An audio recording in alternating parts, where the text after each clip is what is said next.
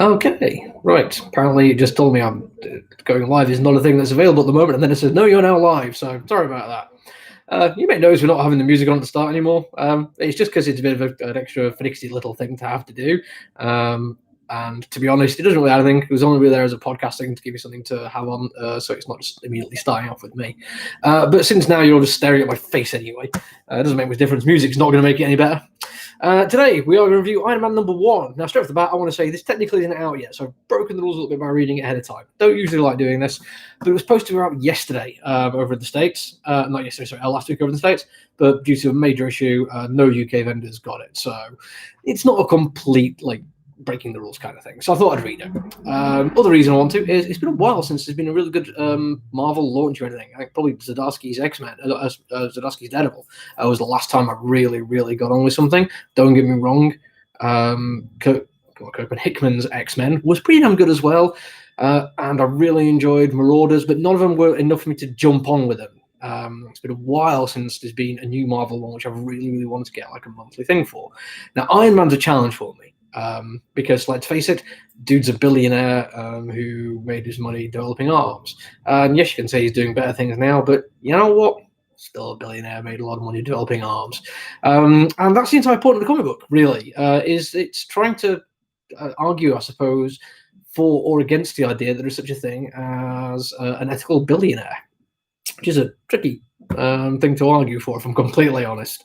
But they do it in a way which actually starts out not so trying to sympathize with it, but kind of showing that people don't. In the Marvel universe, no matter how many people he saves, people still know that he's Tony Stark. He's a billionaire industrialist who has been responsible for countless deaths. His armaments have gone around the world in the hot zones and war zones. So when he starts trying to, say on his social media that he's done some good things, people just take the mickey out of him. When he says he's got a party going on because he wants to chill out, people just quite rightly accuse him of just hanging out with CEOs. When he buys a brownstone in New York, people a bitch in because it's like, oh yeah, he's about as New York as Malibu Barbie. And all these things are true. And it makes a lot of sense to criticize Tony Stark for that.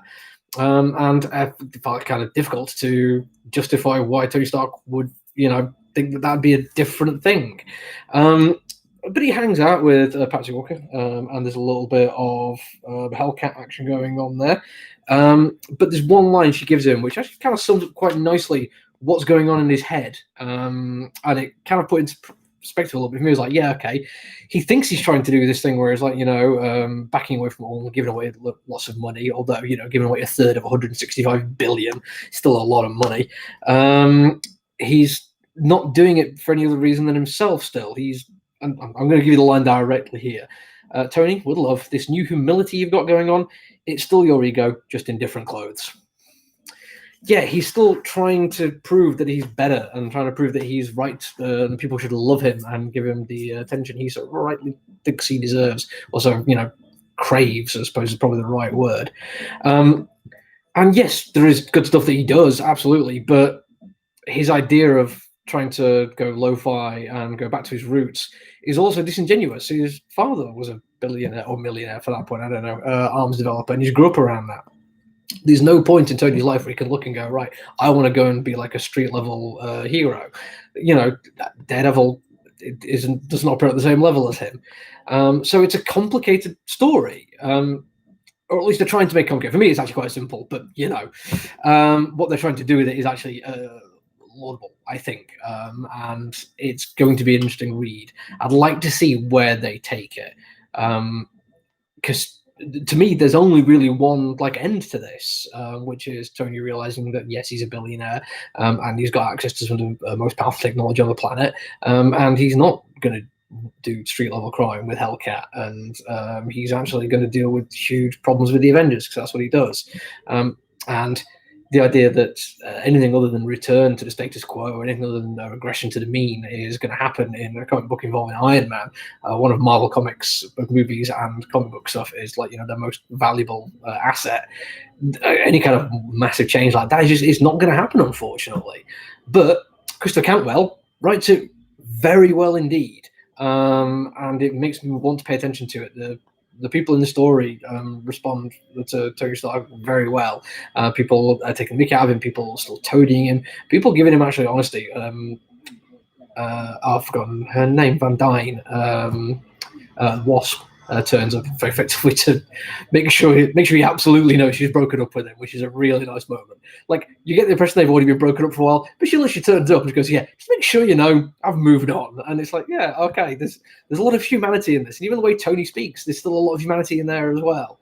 I suppose that's the only other way I could see it going, which would interest me, is the idea that he actually embraces his humanity more, which is hard to do when you're known to be an Iron Man, like famous for it. That's like what people know more about you than being Tony Stark is that you're Iron Man. If he can grab hold of his humanity and do something interesting with it, and actually get the idea across that he isn't just Iron Man, because being human is more important than that, that could be a really well told story. And if nothing else, Zdarsky's Daredevil has taught me that there is a way within the Marvel universe to tell that kind of story. So, fingers crossed. Definitely better than I thought it'd be, but still not quite the amazing Marvel launch that I was looking for. Anyway, that's it from me. I'll be back tomorrow. Bye.